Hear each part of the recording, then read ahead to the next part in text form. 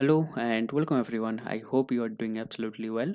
तो आज के इस वीडियो में मैं ये डिस्कस करूंगा कि मैंने कैसे यूपीएससी प्रीलिम्स में बैक टू बैक 3 बार के लिए 100+ मार्क्स स्कोर किए हैं एंड आप भी कैसे ये चीज़ अचीव कर सकते हो। देखो, I am not guaranteeing you anything कि ये वीडियो देखने के बाद आप 100% 100+ स्कोर कर लोगे, बट कुछ प्रैक्टिकल टिप्स जो मैंने पर्सनली फॉलो करा था, जो मैंने चेंजेस करा था अपने प्रिपरेशन में, वो मैं आपके साथ शेयर करूँगा। देखो, मैंने टोटल 5 अटेम्प्ट्स दिए हैं, उसमें से 2 प्री मेरा क्लियर नहीं हुआ था एंड 3 प्री क्लियर हुआ था। तो मैं इन 3 प्री के बारे में बात करूँगा जिसमें मेरा स्कोर हमेशा 100+ रहा है एंड क्या चीज़ मेरे लिए काम करा है, I will be showing you this. Alright, so this is my marksheet. ये है 2019 का मार्कशीट जिसमें 98 कट ऑफ था, मेरा स्कोर था 109। उसके बाद 2020 का कट ऑफ था 92.51 एंड माय स्कोर वाज 114। उसके बाद 2021 का कट ऑफ था 87.54 एंड मेरा मार्क्स था 126। तो आई होप आपको मार्कशीट देख के समझ में आया होगा। सो कुछ मिस्टेक्स के ऊपर बात करेंगे जो कि मैंने भी किए थे and most of you 90% people are making the same kind of mistakes and उनका सोल्यूशन किस तरीके से एग्ज़ाम को बेटर अप्रोच किया जाए उसके बारे में बात करते हैं। Alright, so the first problem is कि करंट अफेयर्स को बहुत ज़्यादा फोकस देना। देखो, पूरे प्रीलिम्स में 30% ही सिर्फ करंट अफेयर्स रिलेटेड क्वेश्चन पूछता है, ये भी मैंने बहुत ज़्यादा बता दिया। सो अप्रॉक्सीमेटली 30 क्वेश्चन करंट अफेयर्स से पूछे जाते हैं। उसमें से भी 50% क्वेश्चन ऐसे रहते हैं जो कि आप स्टैटिक से बहुत इजीली सॉल्व कर सकते हो, बहुत इजीली। अगर आपने स्टैटिक बहुत ढंग से पढ़ाई किया हो तो आराम से ये 15 क्वेश्चन सॉल्व कर सकते हो। इसका सिर्फ लिंक रहता है करंट अफेयर्स के साथ। बेस जो पूछता है वो स्टैटिक से ही पूछता है। अनदर 50% दैट इज़ 15 क्वेश्चन, ये आप बोल सकते हो कि ये एक्चुअली हार्ड है। ये प्योर करंट अफेयर्स से आता है, इनका कॉन्टेक्स्ट हमें पता नहीं होता कि ये कहाँ से क्वेश्चन पूछा है। ठीक है, ये एक्चुअली हार्ड है। पर एक चीज़ आप ध्यान में रखो कि यूपीएससी में कभी भी कट ऑफ 190, 195, 198 नहीं जाता है। It is approximately 50 to 55% average every year and ये मैंने बहुत ज़्यादा बता दिया, इससे भी कम रहता है। सो यूपीएससी में एक फेमस बात बोला जाता है कि क्या पढ़ना है उससे ज़्यादा आपको ये समझना होता है कि क्या छोड़ना है। That same logic applies here कि आपको सभी चीज़ें मास्टर नहीं करना है। आपको जो आता है, जिसमें आप स्ट्रांग हो, उसको मास्टर करो। And static is the king. ठीक है, प्रीलिम्स का एटलीस्ट। ऑलराइट, उसके बाद जो मैक्सिमम स्टूडेंट्स गलती करते हैं दैट इज़ रिसोर्सेज को चेज़ करना। लक्ष्मीकांत ख़त्म हो गया तो अब क्या करना है? डीडी वासु करूँ कि और कोई कोचिंग का नोट्स करूँ?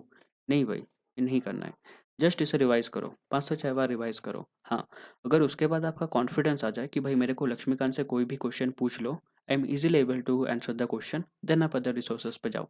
उसके पहले मत जाओ।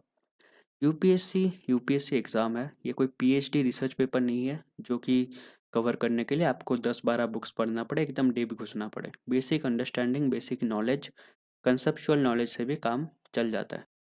Alright, the next problem is कि पीवाईक्यू करें कि टेस्ट सीरीज़ करें। एंड बहुत सारे लोग टेस्ट सीरीज़ पे बहुत ज़्यादा ओवर एम्फोसिस देते हैं।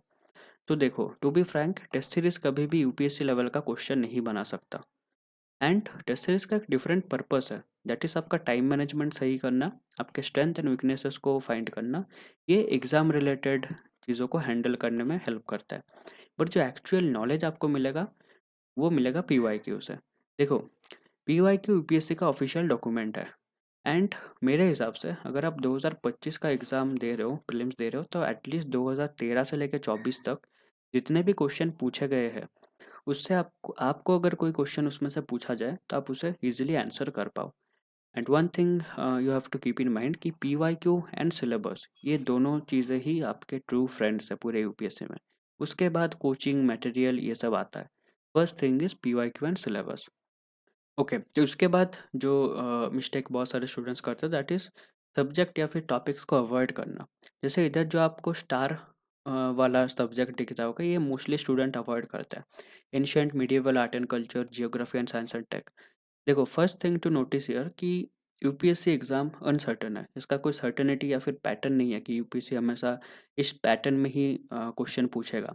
हो सकता है आपने जियोग्राफी नहीं पढ़ के गए हो एंड जियोग्राफी से ही 12-15 क्वेश्चन पूछ लिया। साइंस एंड टेक आपने नहीं पढ़ा है, उसमें से ही मैक्सिमम क्वेश्चन पूछ लिया। तो वो एक अनसर्टेन चीज़ हो जाता है। ऐसा नहीं कि आप ये करके एग्ज़ाम क्लियर नहीं कर पाओगे, बट वो आप लक के ऊपर बहुत ज़्यादा छोड़ देते हो चीज़ें, ठीक है? अगर आप ये सब नहीं करते हो। आई विल सजेस्ट कि आप ये 7 सब्जेक्ट अगर बाय हार्ट कर लो ना, इधर मैंने modern history, ancient, medieval, art and culture इसको एज़ अ हिस्ट्री काउंट किया है। तो history, polity, geography, environment, science and tech, economy and IR, ये 7 सब्जेक्ट अगर आप बाय हार्ट कर लो, तो आपका यूपीएससी प्रीलिम्स क्लियर करने से कोई नहीं रोक सकता, except luck, because luck is there and आपको इसे एडमिट करना पड़ेगा। तो लक छोड़ के अगर आपने ये सब बाय हार्ट करा है, तो आई गेस आप बहुत अच्छा स्कोर ला सकते हो प्रीलिम्स एग्ज़ाम में। ऑलराइट, उसके बाद द मिस्टेक बहुत सारे स्टूडेंट्स कर रहे हैं, दैट इज़ सी सैट को अंडर एस्टिमेट करना। मेरा जो पहला अटेम्प्ट था उसमें मेरे सी सैट की वजह से ही नहीं हुआ था। एंड सी सैट जो है वो आपका पूरा साल बिगाड़ सकता है। आपने थ्रू आउट द ईयर जो भी जीएस के लिए पढ़ा है, जीएस के लिए प्रिपरेशन करा है, वो सब बेकार चला जाएगा अगर आप सी सैट क्वालिफाई नहीं करे तो, ठीक है? तो इसे प्रॉपर अटेंशन दो। The suggestion will be weak में एटलीस्ट 1 से 2 बार आपको स्टार्टिंग से प्रिपेयर करना चाहिए, बट अभी तो 2025 का एग्ज़ाम बहुत सामने है। तो आई विल सजेस्ट कि आप थोड़ा-सा ज़्यादा इसे टाइम दो। अगर नहीं करा है, अगर पहले से मतलब करे हो थ्रू आउट द ईयर, तो इतना इनफ है अभी के लिए, ठीक है? ऑलराइट, तो फाइनल मैसेज इज़ कि यूपीएससी एग्ज़ाम अपने आप में कॉम्प्लिकेटेड है, तो उसे और ज़्यादा कॉम्प्लिकेटेड मत करो, चीज़ों को ईज़ी रखो, बिकॉज़ कॉम्प्लिकेटेड करना बहुत ईज़ी जॉब है आज के टाइम पे। इतने सारे कंटेंट, इतने सारे ओपिनियंस, इतने सारे व्यूज़, तो एक स्टूडेंट का दिमाग जो है ना वो बहुत ईज़िली मैनिपुलेट हो जाता है, आजकल के जो चीज़ें चल रहा है, ठीक है? एंड अगर आप 25 का अटेम्प्ट दे रहे हो, सो आई विल सजेस्ट कि कुछ महीनों के लिए जो बचा है अभी 4 महीना ऐसा कुछ, तो इसमें प्लीज़ अपने आप को कंसिस्टेंटली स्टडी में रखो, कंसिस्टेंट रहो, डिसिप्लिन से रहो। थ्रू आउट द ईयर क्या किया है वो तो मेरे को पता नहीं है, पर अभी के कुछ महीनों में आपको कंसिस्टेंट रहना है, ठीक है? ऑलराइट, इस फेज़ में स्पेशली जब एग्ज़ाम बहुत नियर बाई आता है, तब सेल्फ डाउट, स्ट्रेस, एंग्जायटी ये सब कॉमन प्रॉब्लम है, सभी को होता है। आप सोचोगे कि मैं ही यार ऐसा है जो ऐसा सब कुछ सोच रहा हूँ, ऐसा नहीं है, सभी के साथ होता है इंक्लूडिंग मी। तो इसे फेस करो, ठीक है? ऐसा नहीं कि इसकी वजह से आप पढ़ाई बंद करके बैठ गए, इसे फेस करो। And obviously the most important part that is luck factor is there, but उसे अपने आपने जो हार्ड वर्क किया है उसके साथ फेस करो। लक हर चीज़ में रहता है, लक किस चीज़ में नहीं रहता है वो आप मेरे को बताओ। It can be exam, it can be your personal life, it can be your surroundings, luck factor हमेशा रहता है, बट उसे फेस करना सीखो। ऐसा नहीं कि आप लक के भरोसे बैठ गए या फिर लक से डर के बैठ गए, ठीक है? So I have gone from UPSC prelims failure to 100 marks every time, and इस वीडियो में मैंने अपना पूरा सीक्रेट बताया। सीक्रेट तो नहीं, just being discipline and being consistent and कुछ चीज़ों पे ज़्यादा फोकस करना, कुछ चीज़ों पे कम फोकस करना, ये सब मिला के ही यूपीएससी एग्ज़ाम क्वालिफाई किया जाता है। कुछ भी एक्स्ट्रा ऑर्डिनरी करने की ज़रूरत नहीं पड़ता है। जितना चीज़ों को सिंपल रखोगे उतना ईजिली इस एग्ज़ाम को क्रैक कर पाओगे। तो आज के लिए बस इतना ही। आई होप आपको वीडियो पसंद आया होगा। अगर पसंद आया तो लाइक कर देना, चैनल को सब्सक्राइब कर सकते हो। टिल देन अच्छे से प्रिपरेशन करो। Good luck.